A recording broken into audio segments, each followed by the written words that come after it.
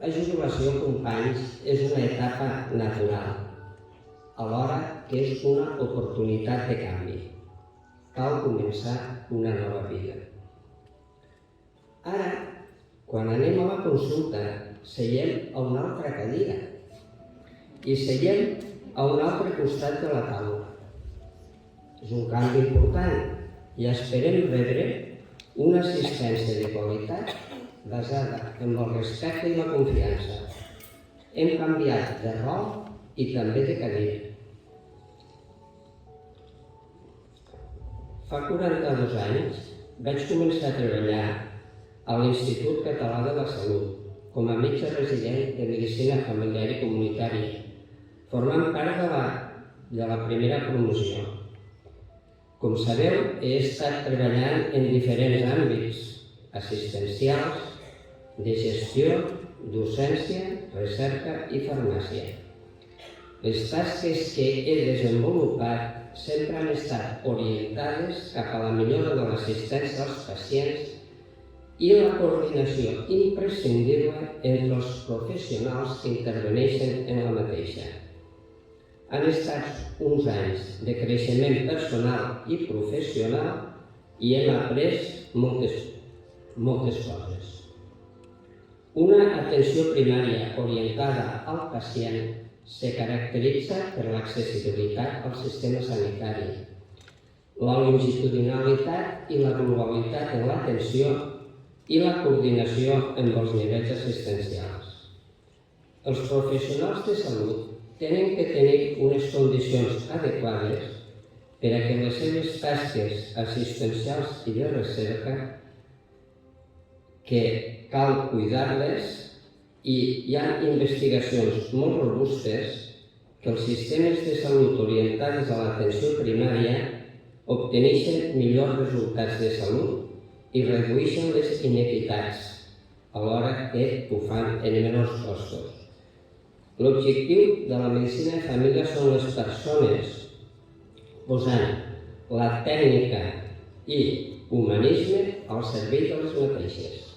Cal cuidar i molt els professionals sanitaris. El sistema sanitari no és aliè a l'evolució de la societat. Les coses han canviat molt en els darrers 30 anys en l'àmbit sanitari, en el mateix grau que el món d'ara no és el mateix que el de llavors.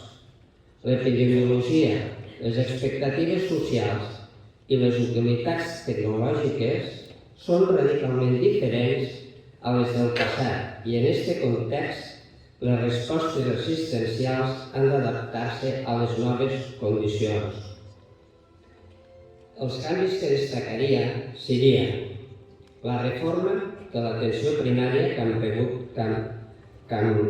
tingut que fer entre tots, l'obertura de les àrees bàsiques de salut, dels centres d'atenció primària, la instal·lació del treball en equip i vam començar a tindre històries clíniques. Abans no en teníem. Complicat. La història clínica electrònica ens va donar una feinada, però vam tenir molta feina, però va valdre molt i molt la pena fer-ho. El pas següent ha sigut la història clínica compartida, on es reflecteixen les transicions dels pacients entre els diferents professionals i tenim tots accés a les proves complementàries. Cal parlar del model d'atenció a la cronicitat pels pacients afectats de malalties cròniques en necessitats complexes d'atenció i aquelles malalties cròniques avançades. Abordar pràctiques col·laboratives en tots els àmbits i en tots els nivells, abordant la multimorbiditat i també la polimedicació. Un pas molt important és la integració entre els serveis socials i sanitaris.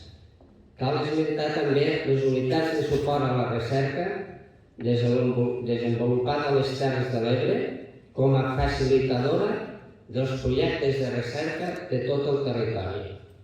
També esmentar que la meva salut és un instrument molt potent de relació entre els professionals i els pacients que per mi ha sigut un avanç molt important, sobretot amb la pandèmia. Clar, tenim que parlar de la pandèmia.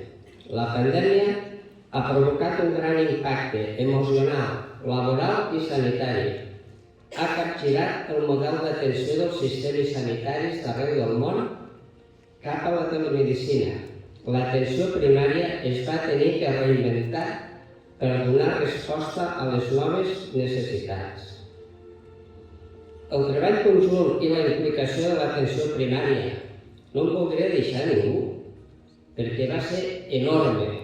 Metges, infermeres, administratius sanitaris, atenció hospitalària, unitats de sistemes d'informació, la unitat bàsica de prevenció i el personal de manteniment fent noves instal·lacions i adaptant els consultoris a la realitat que teníem davant.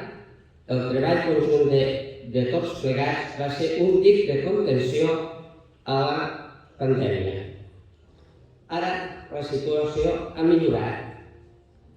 Estem en el que en diuen ara un escenari post-Covid, o almenys esperem estar-ho, on cal aconseguir un equilibri entre l'assistència presencial i la telemàtica segons les característiques del pacient i també de la malaltia.